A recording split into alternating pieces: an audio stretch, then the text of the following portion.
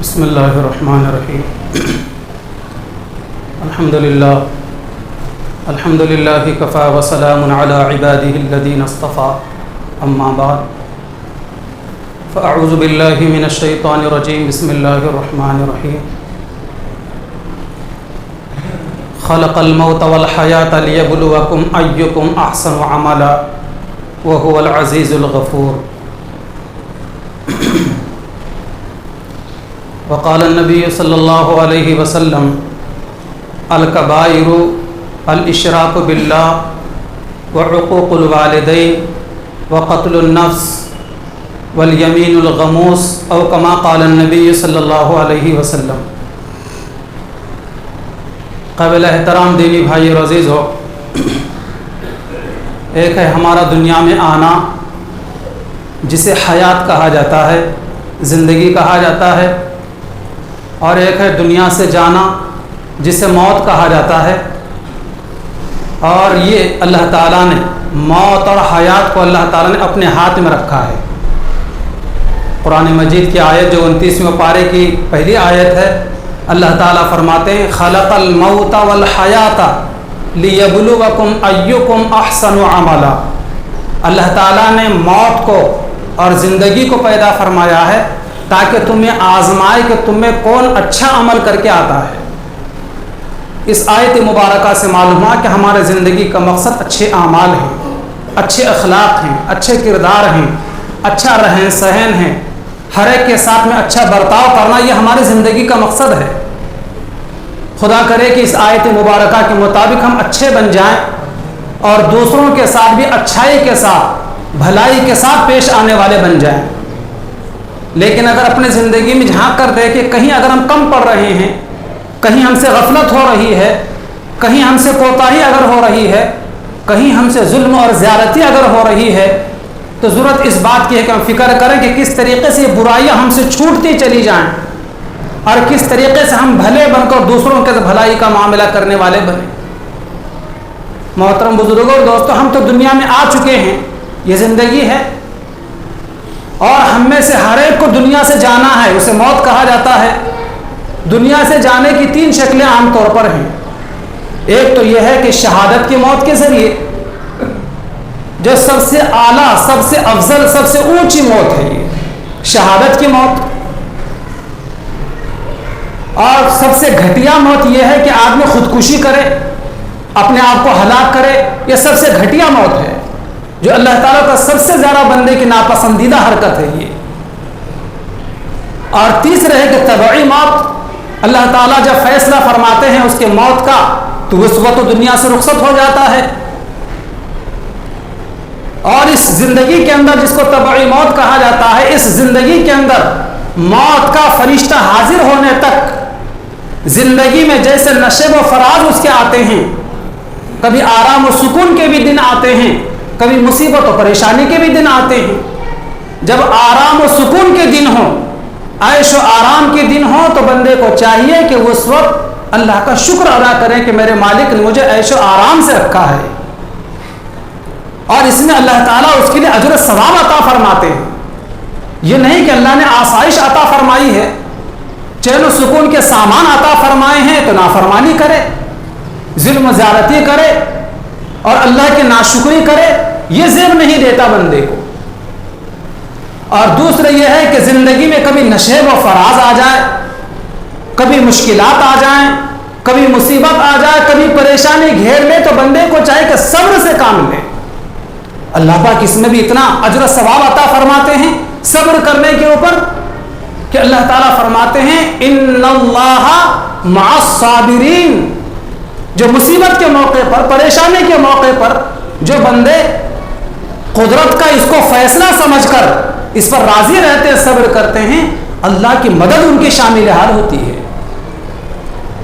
لیکن بعض نادان مصیبت اور پریشانی کے موقع پر اپنے آپ ہی کو ہلاک کر دیتے ہیں، اپنے جان ہی گنوا بیٹھتے ہیں۔ خودکشی کی موت حرام کی موت کہا گیا ہے۔ تو بہرحال محترم بزرگوں دوستوں، سب سے افضل ترین موت شہادت کی موت ہے، اللہ کے راستے میں اپنے آپ کو شہید کر دینا۔ دیکھیں شہید کی 2 قسمیں ہیں، ایک ہے حقیقی شہید اور دوسرے حکمی شہید.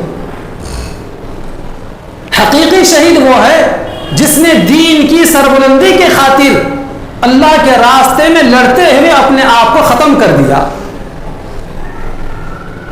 اور بغیر کسی علاج معالجے کے اسی جگہ پر اس کی موت ہو گئی. یہ ہے حقیقی شہید. دنیا کے اندر بھی اور آخرت کے اندر بھی. دنیا کے اندر اس کے ساتھ سلوک یہ کیا جائے گا کہ نہ اس کو غسل دلایا جائے گا, نہ اسے کفن پہنایا جائے گا, بلکہ اسی خون آلود کپڑوں کے ساتھ, بغیر غسل کے اس کے بدن کے خون آلود کپڑوں کے ساتھ میں اسے نماز جنازہ پڑھی جائے گی اور اسی کپڑوں کے ساتھ, خون آلود کپڑوں کے ساتھ میں قبر میں اسے دفن کر دیا جائے گا. اور دوسرا شہید حکمی ہے. دنیاوی اعتبار سے اس کے ساتھ میں تو عام مردوں کی طرح, عام میتوں کی طرح اس کے ساتھ میں سلوک کیا جائے گا, لیکن یہ آخرت کے اعتبار سے شہیدوں کی فہرست میں شامل ہوگا. اور یہ شہید جن کو حکمی شہید کہا جاتا ہے, اس کی تعداد بعض احادیث کے مطابق 30, بعض احادیث کے مطابق 40 اور بعض احادیث کے مطابق 50 اور اس سے زیادہ بھی ان کی تعداد آئی ہے. جیسے اچانک گھر کی چھت منہدم ہو گئی, مر کر گھر میں ڈھیر ہو گیا, شہید ہے. اچانک کسی نے اس پر حملہ کر دیا, کچھ کر نہیں سکا, اپنا دفاع اور بچاؤ کر نہیں سکا, مر گیا, شہید ہے. اسی اچانک سیلاب آ گیا راتوں رات اور یہ اپنے گھر میں قید ہو کر بہ گیا یا مر گیا, یہ بھی شہید ہے. اسی طریقے سے کسی نے اس کے گھر کو آگ لگا دی, یہ گھر میں آرام کر رہا تھا, جل گیا, مر گیا, یہ بھی شہید ہے. اسی طریقے سے طاعون کی بیماری, ہیضے کی بیماری جو پہلے بہت چلا کرتی تھی, اگرچہ کہ آج نہیں ہے, اسی کی ایک مثال آج کل کی وبائی بیماری, اگر حقیقتاً یہ کوئی وبا ہے تو اس میں مرنے والا بھی شہید کہلائے گا آخرت کے اعتبار سے. اسی طرح کوئی ہماری بہن خاتون ڈیلیوری کے پیریڈ میں, زچگی کے وقت میں انتقال کر جائے تو اسے بھی شہید کہا گیا ہے. اسی طریقے سے کوئی موذی جانور کے کاٹنے کی وجہ سے, سانپ اور بچھو کے کاٹنے کی وجہ سے کسی کے موت اگر ہو جائے تو اسے بھی شہید کہا گیا ہے. کوئی چور اور ڈاکو اس پر حملہ کر دے اور اپنے دفاع نہ کر سکے اور انتقال ہو جائے تو اسے بھی شہید کہا گیا ہے. کوئی سفر کر رہا ہے اپنے گاڑی پر یا اپنے گاڑی میں, سامنے سے آ کر کوئی اسے اڑا دیا اور یہ جگہ پر ڈھیر ہو گیا موت کا, موت کی نیند سو گیا, یہ بھی شہید ہے. لیکن گاڑی چلانے میں, چاہے 4 ویلر چلا رہا ہو چاہے 2 ویلر چلا رہا ہو, گاڑی کے چلانے میں یہ اپنے سائڈ سے تھا, اوورٹیک نہیں کر رہا تھا اور قابو سے باہر گاڑی نہیں چلا رہا تھا, اپنے کنٹرول میں گاڑی تھی, پھر بھی اگر کوئی اگر اس کو اڑا دیتا ہے تو یہ شہید ہے. لیکن اگر اس کی اوورٹیک کرتے ہوئے, رانگ سائڈ جاتے ہوئے اور کنٹرول سے باہر گاڑی رفتار میں چلانے کی وجہ سے اگر موت ہو جاتی ہے تو یہ خودکشی کی موت ہے. آج ہمارے نوجوان اس پہ توجہ نہیں دیتے اور بے قابو ہو کر گاڑی چلاتے ہیں, کنٹرول سے باہر رفتار میں گاڑی چلاتے ہیں. یاد رکھنا عزیز نوجوانوں, کہیں خدا نہ کرے اگر موت ہو جائے تو خودکشی کی موت ہے. اور ایسے لوگوں کے بارے میں پیغمبر اسلام علیہ السلام فرماتے ہیں ٹھکانہ جہنم ہے. ہمارے بزرگوں کو بھی چاہیے, ماں باپ کو بھی چاہیے, اپنے بچوں کو تاکید کریں کہ بیٹے گاڑی 40 سے 50 کے اندر 30 سے 40 کے درمیان چلایا کریں. شہر کے اندر تو اور زیادہ کنٹرول میں گاڑی چلایا کریں. وقت سے 10 منٹ پہلے گھر سے نکلا کریں. یہ نہیں کہ وقت پر یہاں سے نکل رہے ہیں جہاں پہنچنا تھا اسے اور بے قابو گاڑی چلا رہا ہے اور اس صورت میں کسی اور کو جا کر ٹھوک دیتا ہے یا کوئی اور آ کر اسے ٹھوک دیتا ہے تو اس کی حرام کی موت ہے. تو ایسے احادیث مبارکہ کے مطابق شہید کی 40 سے زیادہ قسمیں ہیں اور یہ سارے کے سارے جن کے مختصر سے 10-5 میں نے گنوائے ہیں آپ کے سامنے, یہ اخروی اعتبار سے, آخرت کے اعتبار سے شہید کے صف میں یہ رہیں گے. لیکن دنیاوی اعتبار سے عام میتوں کے جیسا اور عام مردوں کی طرح ان کے ساتھ میں سلوک کیا جائے گا, یعنی ان کو غسل بھی دلایا جائے گا, کفن بھی پہنایا جائے گا، نماز جنازہ بھی پڑھی جائے گی اور شریعت کے مطابق دفن بھی کیا جائے گا. لیکن آخرت کے اعتبار سے وہ انعامات، وہ اکرام، وہ اعزاز ان کے ساتھ میں ہوگا کہ اللہ اکبر. نبی کریم علیہ السلام فرماتے ہیں کہ دنیا سے جانے کے بعد جنت میں جب داخل کیا جائے گا تو جنتیوں میں سے کوئی بھی دنیا میں آنے کی خواہش نہیں کرے گا. دنیا میں آنے کی خواہش کوئی نہیں کرے گا، لیکن پیغمبر علیہ السلام فرماتے ہیں کہ شہید اس کے اعزاز کی وجہ سے، اس کے اکرام کی وجہ سے اور اس کی عزت و احترام کی وجہ سے شہید یہ چاہے گا کہ اسے دنیا میں ایک مرتبہ نہیں بلکہ بار بار دنیا میں اسے بھیجا جائے اور دنیا میں اللہ کے راستے میں بار بار قتل کیا جائے اسے. حدیث مبارکہ ہے، اللہ تعالیٰ پوچھیں گے جنتیوں سے اور شہیدوں سے، ہل تشتہون شیئا، تم کوئی چیز چاہتے ہو؟ جنتی لوگ کہیں گے، شہداء کہیں گے، اے اللہ آپ نے جنت میں ہر چیز ہمیں عطا فرمائی ہے، ہم جہاں چاہتے ہیں رہتے ہیں، جیسے چاہتے ہیں کھاتے ہیں پیتے ہیں، ہر قسم کے عیش و آرام کا سامان آپ نے ہمیں مہیا کر دیا ہے، اب ہم اور کیا چاہیں گے؟ اللہ کی طرف سے ایک بار، دو بار، 6 بار، بار بار تقاضا ہوگا کہ کچھ اور چاہو گے؟ اور شہداء کی روحیں یہ کہیں گی، اے یا ربی نريد أن ترد أرواحنا في أجسادنا حتى نقتل في سبيلك مرة أخرى.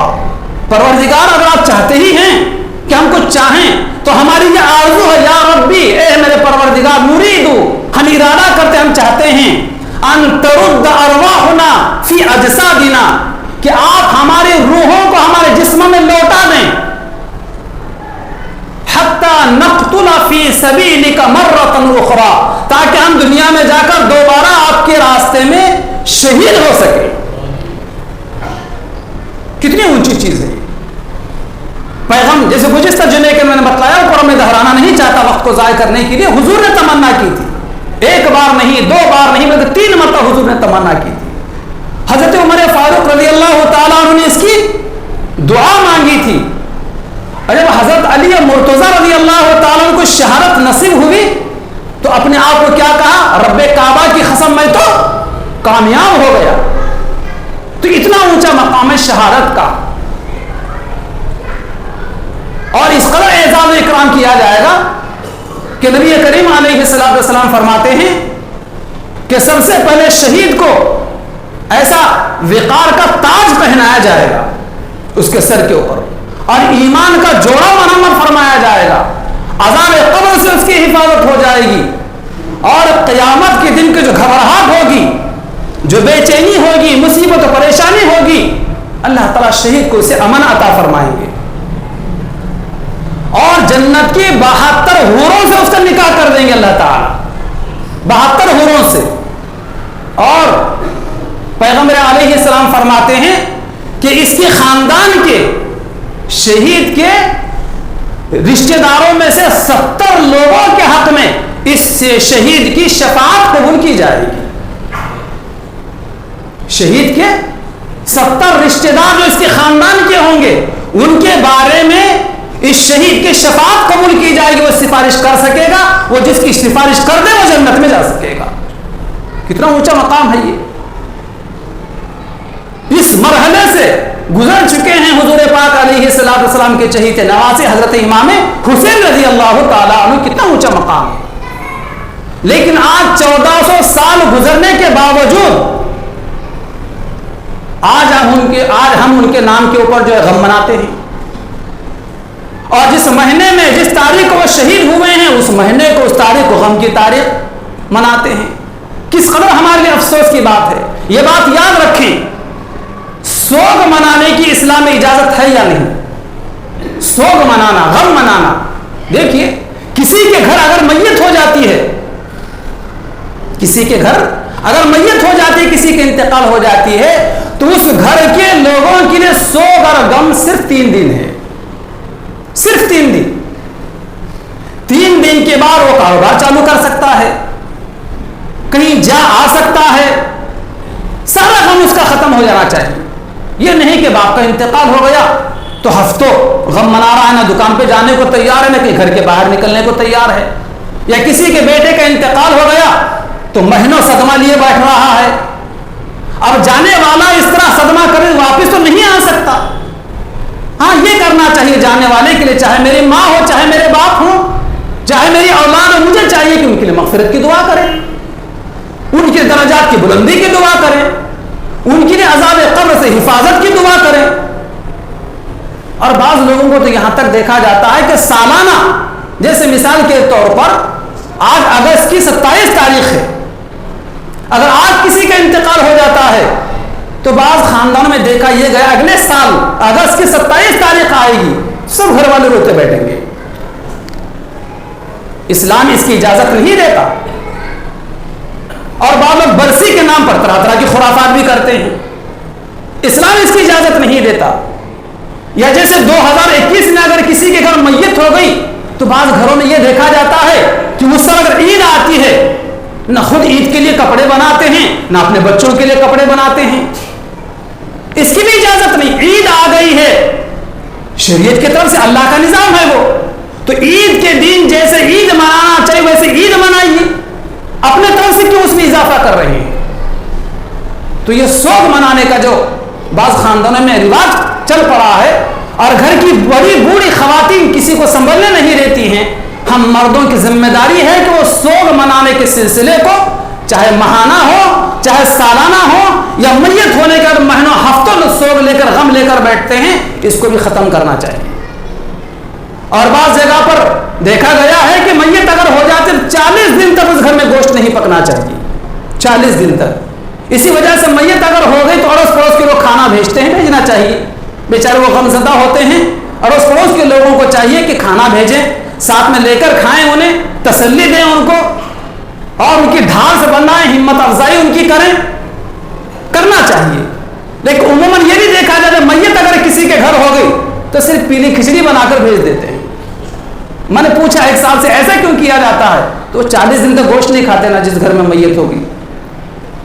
حالانکہ اس کے علاوہ جو عموماً گوشت یعنی کہ تہاری اور بریانی ہے، اس کے علاوہ گوشت کا سال روٹی وغیرہ اگر بھیجنا چاہیں تو بالکل بھیجنا چاہیے. اس رسم بد کو توڑنا چاہیے، یہ رسم بد کو توڑنا چاہیے. جو رسم بنی ہوئی ہے کہ 40 دن تک جس گھر میں میت ہو گوشت نہیں کھانا چاہیے، اس رسم کو توڑنے کی ضرورت ہے. اس خرافات سے معاشرے کو بچنے کی ضرورت ہے. تو بہرحال ہاں صرف اس خاتون کو سوگ منانے کی اجازت ہے 4 مہینے 10 دن تک جس کے شوہر کا انتقال ہو گیا ہو. اس کے علاوہ پھر کسی کو سوگ منانے کی 3 دن سے زیادہ اجازت نہیں ہے. جس عورت کے شوہر کا انتقال ہو جائے وہ 4 مہینے 10 دن تک وہ غم منائے گی کہ بس نہ نئے کپڑے پہن سکے گی، نہ وہ اپنا بناؤ سنگار کر سکے گی، نہ زیب و زینت کر سکے گی، نہ زیورات پہن سکے گی، اور نہ کسی کے خوشی کے پروگرام میں جا سکے گی. وہ اپنے ہی گھر میں بیٹھ کر تلاوت، ذکر، اذکار اور نماز اور اپنے شوہر مرحوم کے لیے مغفرت کی دعا، درجات کی بلندی کی دعا، یہی وہ کرتے رہے گی. لیکن عام طور پر گھروں میں خواتین کو یہ بھی دیکھا جاتا ہے، یہ ہم مردوں کی ذمہ داری ہے گھر کی خواتین اس پیغام کو پہنچا دیں کہ شوہر کے مرنے کے بعد فوراً جہاں پر شوہر کو غسل دلایا گیا ہے اس مقام پر پہنچنے سے بیوہ عورت کے سب سے پہلے چوڑیاں پھوڑی جاتی ہیں. شاید آپ کو خبر نہ ہو تو اس رسم کو بھی ختم کرنے کی ضرورت ہے. فور وہیں پر جا کر چوڑیاں پھوڑ دی جاتی ہیں اور پھر 4 مہینے تک اس کے چوڑیاں نہیں پہنائی جاتی. خبردار کسی مسلمان کو اس کی اجازت نہیں ہے، یہ ہندوانہ رسم ہے، یہ مسلمانوں کا طریقہ نہیں ہے. اور آج کل خودکشی کے کیسز بہت بڑھ رہے ہیں. جیسے مثال کے طور پر آج نوجوانوں میں یہ رجحان بہت زیادہ بڑھ رہا ہے کہ آج عموماً نوجوان لڑکوں اور نوجوان لڑکیوں میں یہ فیصد بڑھ رہا ہے کہ اپنے پسند کی شادی اگر نہ کرنے دی جائے تو سوسائڈ کر لے رہی ہیں، خودکشی کے واقعات پیش آ رہے ہیں. عزیز نوجوانوں یہ بات یاد رکھیں، اپنے جوانی کے ایام میں گرل فرینڈ کرنا شریعت میں اجازت نہیں ہے، معاف کرنا اجازت نہیں ہے. آپ جوان ہیں، آپ کو حکم یہ ہے کہ اپنی نگاہیں نیچی کر کے رکھیں. قرآن مجید کہتا ہے اپنی نگاہوں کو نیچے کر کے چلیں، خبردار آنکھ نگاہیں اٹھا کر کسی کو دیکھیں گے۔ اگر ہماری بہن، ہماری بیٹی اگر جوان ہے تو اسے بھی اس بات کی اجازت نہیں ہے کہ وہ بوائے فرینڈ کسی کے ساتھ میں کرے، کسی کو اپنا دوست بنائے، اور اسی سلسلے کے اندر گرل فرینڈ کے سلسلے میں، بوائے فرینڈ کے سلسلے کے اندر کسی کو دوست بنا کر، چاہے مسلم ہو چاہے مسلم نہ ہو، کسی کو دوست بنا کر اس کے ساتھ میں شادی رچنا اور شادی قائم کرنا اور اس کا ارادہ کرنا، آپ کو اس بات کی اجازت نہیں ہے۔ ہاں اگر اس کی خوبصورتی سے آپ مانوس ہیں، اس کے عفت و پاک دامنی سے آپ متاثر ہیں، اور اس کے صوم و صلات سے آپ مانے کے متاثر ہیں، اس کے دینداری سے متاثر ہیں اگر آپ، تو بہت اچھی بات ہے۔ بی بی حضرت خدیجہ الکبریٰ رضی اللہ تعالیٰ عنہ نے جو حضور کو نکاح کا پیغام بھیجا تھا، وہ کیوں بھیجا تھا معلوم ہے آپ کو؟ حضور کی امانت داری کو دیکھ کر، حضور کے سچائی کو دیکھ کر، اور حضور کے صالحین کو دیکھ کر، اور حضور کے اخلاق و کردار کو دیکھ کر نکاح کا پیغام بھیجا تھا، جبکہ حضور کی عمر مبارکہ 25 سال اور بی بی خدیجہ الکبریٰ رضی اللہ تعالیٰ عنہ کی عمر 40 سال ہے۔ ہمارے نوجوانوں کو اس میں پیغام ہے، جب خدیجہ نے خاتون نے 40 سال کی عورت نے حضور کو نکاح کا پیغام بھیجا، حضور کو براہ راست بھیجا، تو حضور پاک علیہ السلام نے یہ نہیں کہا کہ بالکل میں تیار ہوں، یہ نہیں فرمایا، بلکہ آپ علیہ السلام فرمایا کہ میں اپنے چچا سے رائے مشورہ کر کے بولتا ہوں، چونکہ آپ کے ماں باپ بھی نہیں تھے حضور کے، حضور نے اپنے چچا سے رائے مشورہ کیا کہ ہاں واقعی پاک دامن خاتون ہیں، بڑی اچھی خاتون ہیں، امانت دار خاتون ہیں، حالانکہ بہت مالدار تھی، اور ایک مرتبہ نہیں بلکہ 2 مرتبہ بیوہ ہو چکی تھی، اور 2 شوہروں سے ان کے بچے تھے، لیکن حضور نے اس پیغام کو قبول کیا اپنے چچا کے رائے مشورے سے۔ تو ہم نوجوانوں کو بھی چاہیے کہ اپنے کسی نے اگر آپ کو بھیجا ہے تو ہم اس بات کو اپنے بڑوں کے سامنے رکھیں، بڑے اس بات کی تحقیق کریں گے اپنے تجربات کی روشنی کے اندر، اگر وہ ہاں بھر دیتے ہیں تو آپ کو مبارک، اگر وہ کہتے ہیں کہ بیٹے مت کرو، ہم جان چکے ہمیں معلوم ہے آپ کو نہیں معلوم، تو آپ کا کام یہ ہے کہ صاف کہہ دیں کہ ہمیں یہ رشتہ منظور نہیں ہے، خبردار آئندہ فون کرو گی تو۔ لیکن بھائیو آج کل یہ بوائے فرینڈ اور گرل فرینڈ کے چکر کے اندر خودکشی کے اس قدر واقعات بڑھ رہے ہیں، ہمارے مرضی کے مطابق شادی نہیں ہونے دی جا رہی ہے، لہذا ہم سوسائڈ کر لیتے ہیں، کبھی زہر پی کر، کبھی پھانسی کا پھندا لگا کر، اور کبھی اپنے آپ کو جلا لے کر، اور کبھی ندی اور پانی میں ڈوب کر خودکشی کر لے رہے ہیں۔ یاد رکھنا یہ حرام کی موت ہے، ٹھکانہ جہنم ہے، چاہے مرنے والی لڑکی ہو چاہے لڑکا ہو۔ اللہ تعالی ہمیں، ہمارے بچیوں کو بھی اور ہمارے بچوں کو بھی اللہ تعالیٰ صحیح سمجھ بوجھ عطا فرمائے، اور ہمت اور حوصلہ اور غیرت ایمانی اور غیرت اسلامی عطا فرمائے۔ اور بعض لوگ قرضہ زیادہ ہو جاتا ہے تو خودکشی کر لے رہے ہیں۔ یاد رکھیں زندگی میں جیسے بھی نشیب و فراز کے دن آ جائیں ان کو کاٹ لینا، شکر کے دن ہیں تو خدا کا شکر ادا کرنا، مصیبت و پریشانی کے دن ہے تو صبر کر لینا۔ اللہ تعالیٰ اس پر بھی دونوں شکل میں اللہ پاک جنت رکھتے ہیں، جنت عطا فرمائیں گے، لیکن حالات سے دو چار ہو کر اپنے زندگی ہی کا خاتمہ کر لینا غلط بات ہے، اسلام اس کی اجازت نہیں دیتا۔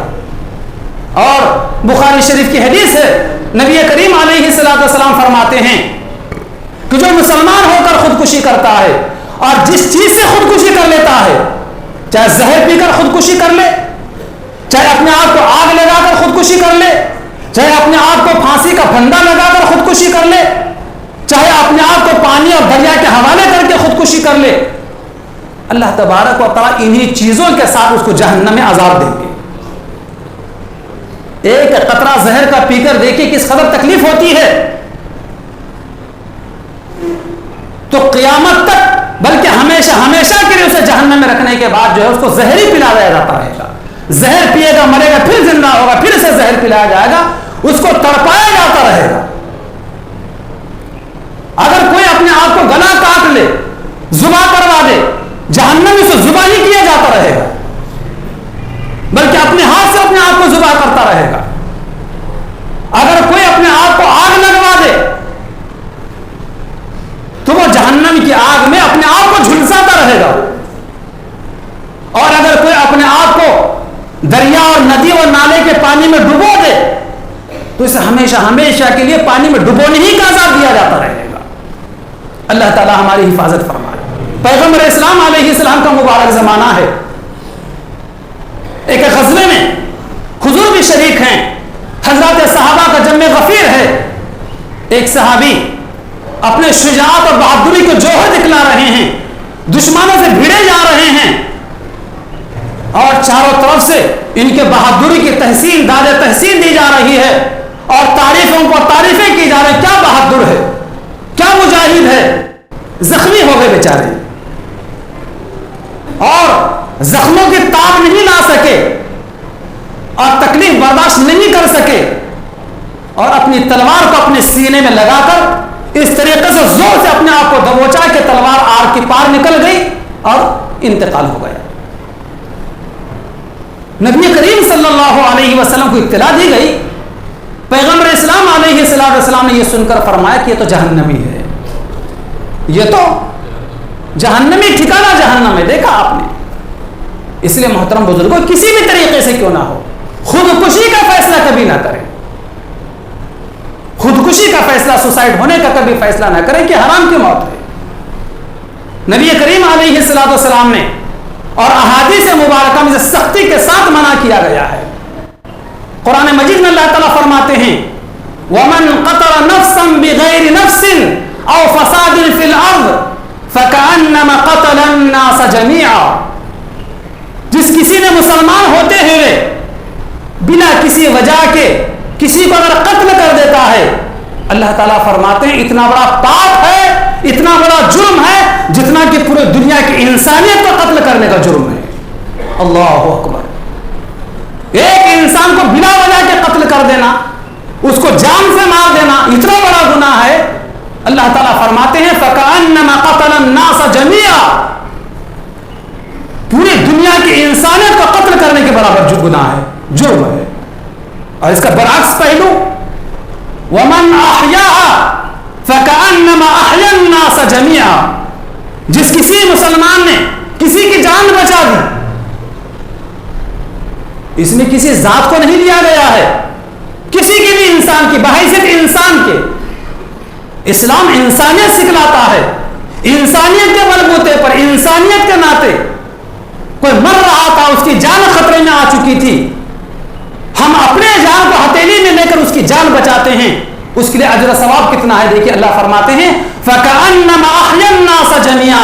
इतना बड़ा सवाब है जितना कि सारी इंसानियत को बचाने के बराबर सवाब। इसलिए भाइयों, नौजवानों, अपने मिजाजों पर काबू रखें कि मौत, शहादत और खुदकुशी ये तीनों चीजें ऐसी हैं जिसकी वजह से इंसान की जान चली जाती है, लेकिन सबसे आला मौत शहादत की मौत है और सबसे घटिया तरीन मौत खुदकुशी की मौत है। अल्लाह ताला हमारी हिफाजत फरमाए।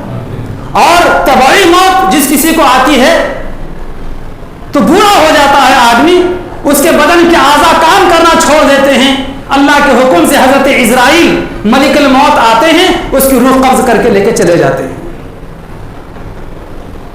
और ये बूढ़ा होने के बावजूद अल्लाह के फैसले के ऊपर राजी है, जिंदगी पर सब्र और शुक्र की जिंदगी उसने गुजारी है और अल्लाह की मर्जी को सामने रखकर जिंदगी गुजारी है। ऐसे आदमी के लिए जन्नत है।